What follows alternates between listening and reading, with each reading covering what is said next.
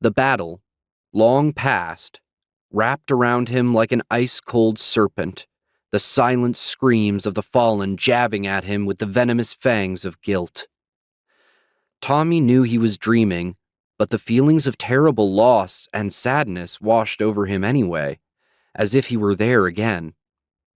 This battle was the last one he'd fought in Minecraft, when he'd faced the terrible artificial intelligence virus, Herobrine. They'd had their final conflict at the end of the great zombie invasion, the outcome determined on the burning netherrack plains of the Nether with the great lava ocean at their feet. Right in front of him, in his dream, Carver slashed at a group of monsters with his great iron axe, cleaving through zombies and skeletons with ease. Next to him, Baker danced a graceful dance of death, her steel blade a blur as she parried the attacks of spiders and zombies and countered with deadly effect. Fighting back to back, the duo was unstoppable, each watching for threats to the other. It was magnificent to see. Those two NPCs, or non-playable characters, were historical figures from Minecraft's distant past, as were the rest of the villagers around them.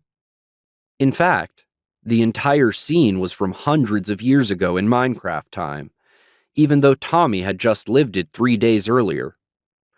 A glitch caused by a lightning strike had caused his father's invention, the digitizer, to inadvertently send Tommy back in time to the Awakening, when Herobrine had first entered the worlds of Minecraft and brought all the creatures within the game, villagers and monsters alike, to life.